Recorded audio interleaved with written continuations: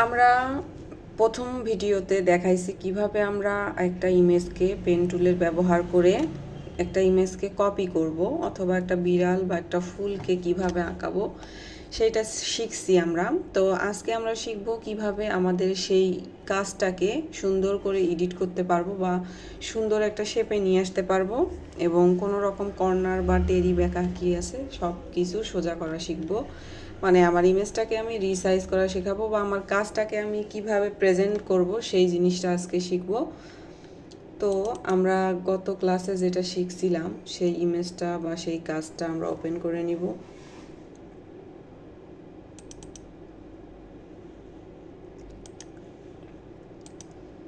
আমরা মনে হয় একটা ক্যাট করছিলাম,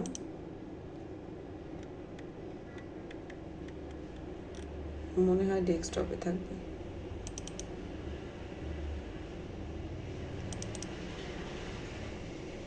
না, এটাও না। আচ্ছা, যাই হোক, আমরা একটা ক্যাট আর কি করা শিখছিলাম।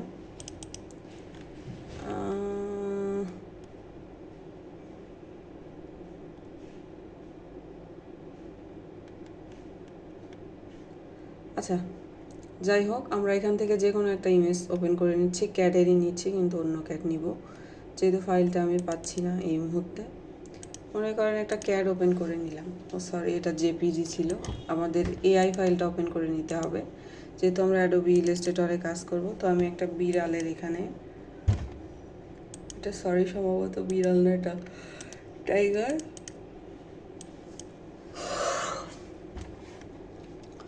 তো যাই হোক, এখন আমরা ইমেজটাকে কিভাবে এডিট করব। ইমেজটাকে এডিট করার জন্য ইমেজটাকে আগে আনগ্রুপ করে নিতে হবে এবং আনগ্রুপ করার পর আমরা সিলেকশন টুলের বাম সাইডে যে টুলটা আছে সেই টুলটা সিলেক্ট করব। এটাকে বলা হয় ডিরেক্ট সিলেকশন টুল। এখানে লেখা আছে ডিরেক্ট সিলেকশন টুল।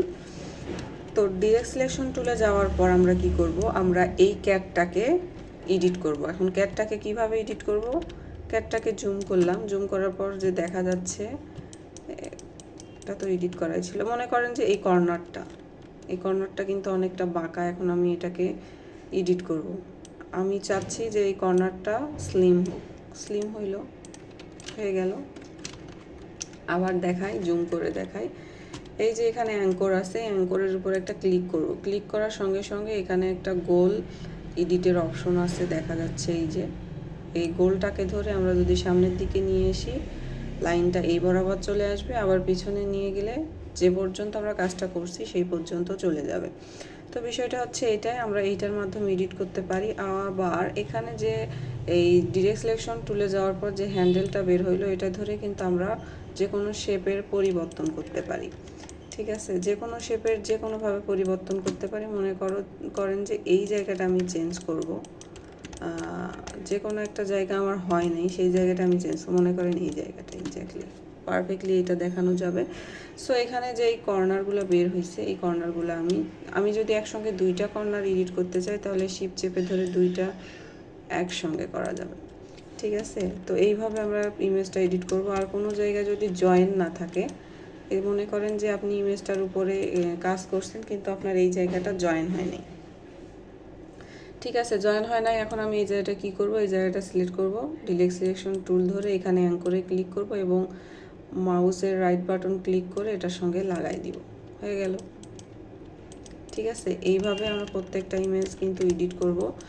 এবং আমি বলি, ইমেজ যেহেতু আমি বলছিলাম যে ইনকাম করার সোর্স কিন্তু অনেকভাবে আছে। আপনারা যে কোনো স্টক মার্কেটে কাজ করতে পারেন আপনার ইমেজগুলো নিয়ে।